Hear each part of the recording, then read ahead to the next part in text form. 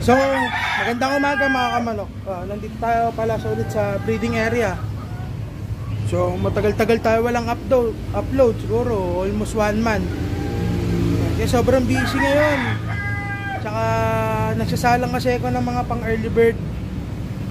So, yun lang. I-update ko lang ulit po kayo.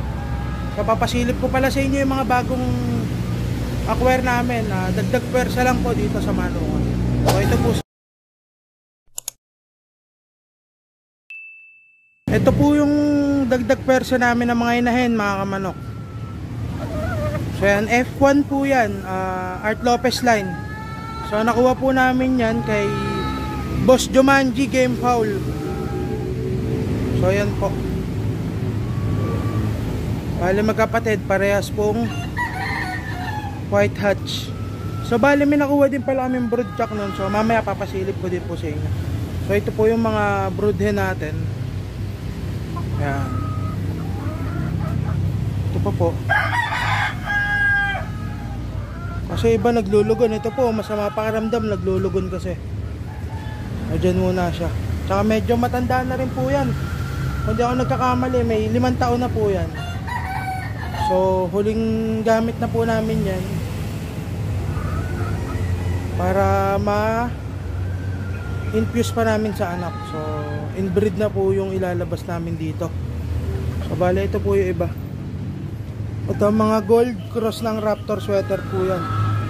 Then ito po is white kelso cross ng Raptor sweater yung puti ng chocolate. Ayan po. Ito pa po yung iba. So bali kakatapos ko lang din po kasi magpakain. Bali dito po sa Kawayan yan, meron pa po. Kaso wala pa tayong paglalagyan eh. So, dyan ko muna po pinaglalagay. Ito pa yung iba mga kamanok.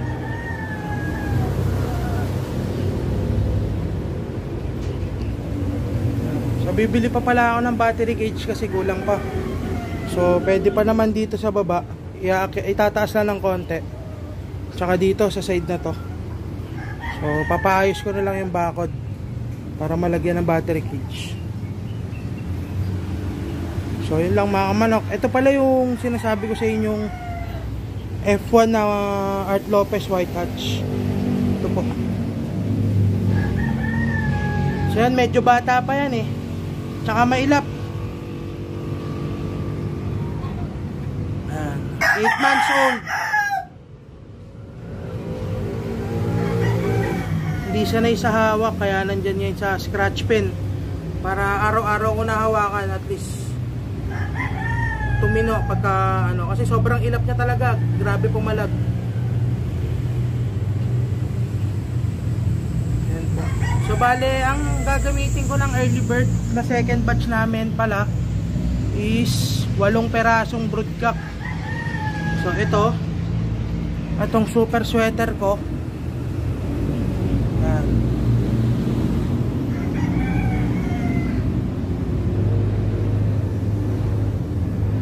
super sweater na yan. Then ito yung 6 ulit. So siguro naman po nakita nyo na po to nung huling vlog ko,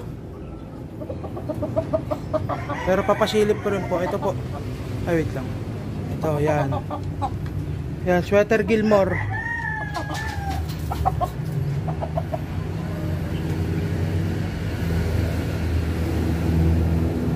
Ito po yung isa, hatch gray.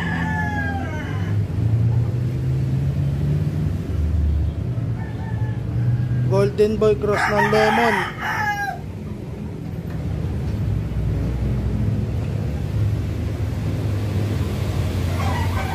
Blue face hatch. So medyo matanda na yan. May 2 taon na yata yan. 2 o going to 3 years old yun. Tapos ito, nakuha namin sa kaibigan ni Airpat. Half-half siya. Bale, yung tatay niya is white hatch, then yung nanay niya is pure white kelso galing kay Sir B-Boy. Hindi masyadong kita yung mukha eh, mailap pa yan, so kaya may taling ganyan. Then ito yung last Pure yellow-legged hatch. So yan, tsaka yung pinakita kong babae kanina, ibabalik ko yan doon.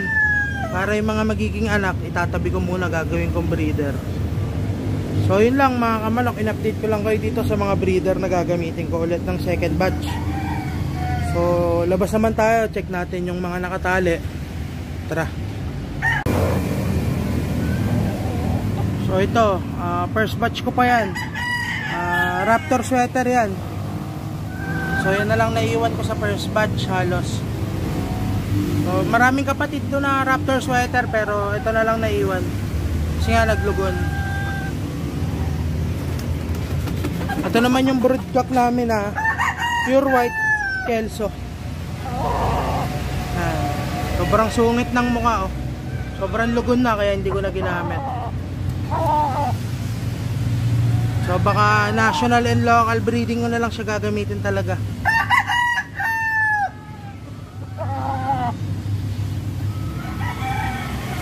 So bali yung mga nakatali ko pala dito ngayon is yung mga bata na mga puro na lang. So papasilip ko rin sa inyo yan. Ito, Boston.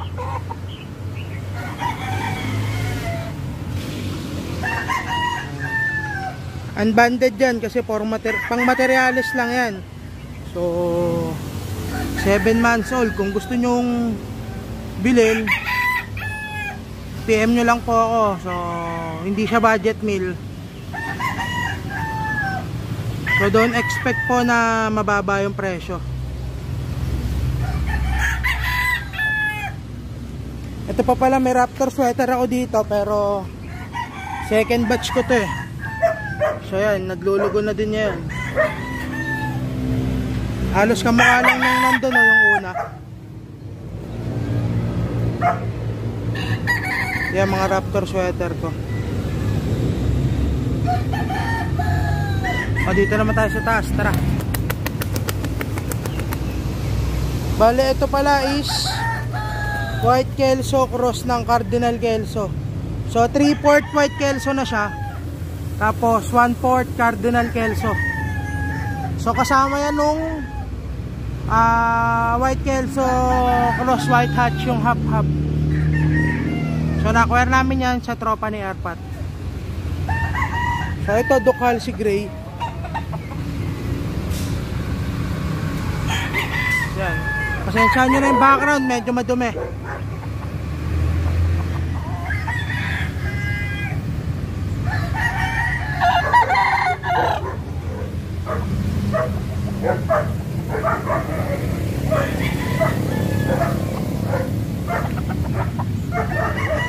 Ito, Raptor sweater. Cross ng super sweater yan. Kaya ganyang kulay. So ito 7 months din halos. Going to 8 na pala. Ito 5K sweater ko na gagawin kong broodstag. So medyo mahihain. Tsaka salbahin, hindi ako makalapit. Tara, dito tayo sa mga bata.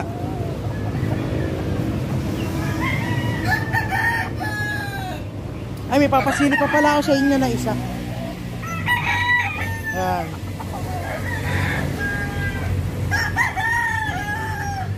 Super sweater, pure. Unbanded yan. Gagamitin lang pang materyales. So bali yung kapatid niyan is may nakakuha. So pinalitaan ako, nanalo naman daw. So testingin din namin, papalubunin na lang muna namin. So ito blue face hatch, pure. Yan, batang bata pa, medyo mailap. So pagpasensya nyo na yung kulungan.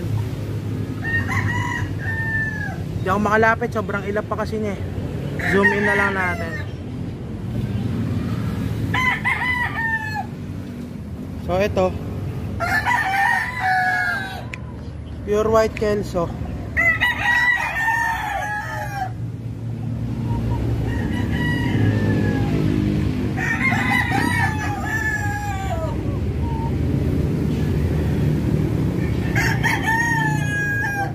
Ialis na lang namin. Yan na lang naiwan namin na white nail.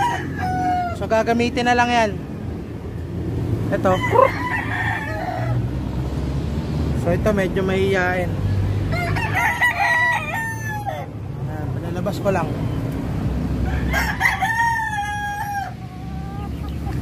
Boston din yan. So bali tatlo yan na magkakapatid. So papakita ko yung isa. Yan. Medyo may ilap eh. So ito Allen Roundhead yan, dark side.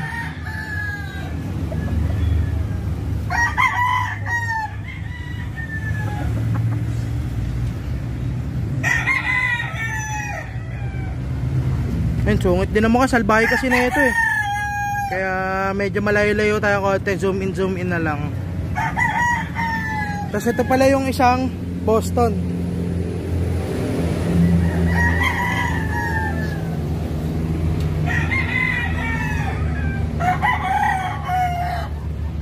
So bali yun nandun sa baba, tsaka ito.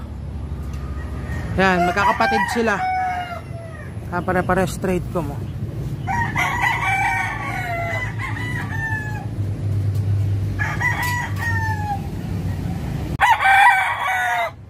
Bulik. So itong mga papasilip ko pala sa inyo mga kamanok. So bali hinahanda namin to sa stagan, kaso nga lang mga naglugon tsaka mga nagloko, so naudlot yung laban namin. Ayan, ito yan, bulik. Ito yung golden boy. So bali 11 pieces pala to. So yung iba kasi naglugon, tas nagloko pa tong mga iba, so hindi ko na tinuloy yung pagkukondisyon. Ito pa 5K yan. So may kapatid pa yan eh. Ito, sana kita, medyo madilim, pero 5K yan. So babay natin. Ayan o.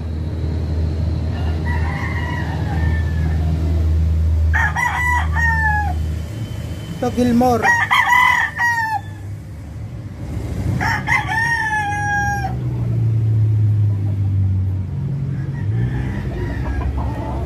So ito, yan yun na, naglugo na yan eh.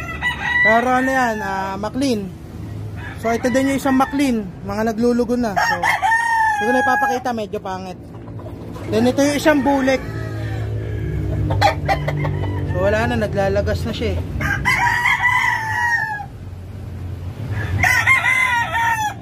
So yung Allen Roundhead, lugo na din. Allen Roundhead pala to.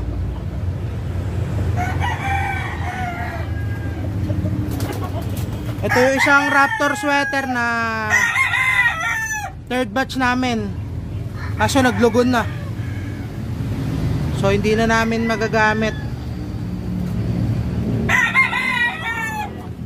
Ito lang ang naging matino sa kanila, yung yellow legged.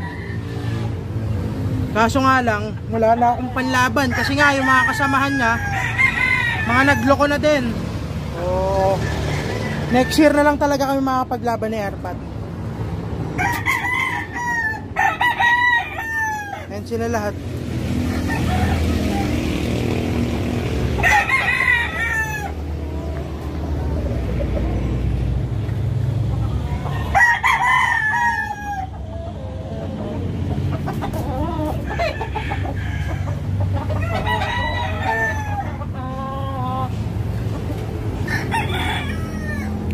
So yun lang mga kamanok, in-update ko lang po kayo dito sa breeding area.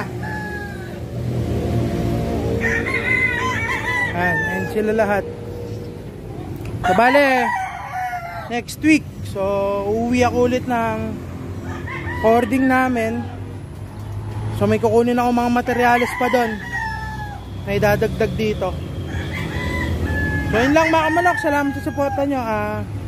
Pakifollow na rin pala ang aming TikTok account. So lalagay ko na lang dyan, dalawa yon. So yung main tsaka yung second account ko. Then yung Facebook page namin, tsaka yung aming YouTube. So subscribe nyo na lang mga kamanok. Salamat sa suporta nyo. Ingat kayo palagi and God bless. So dito pala sa 11 pieces namin.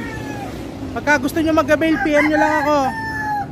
So hindi yan budget meal mga kamanok. So kung kaya nung budget, PM nyo ako.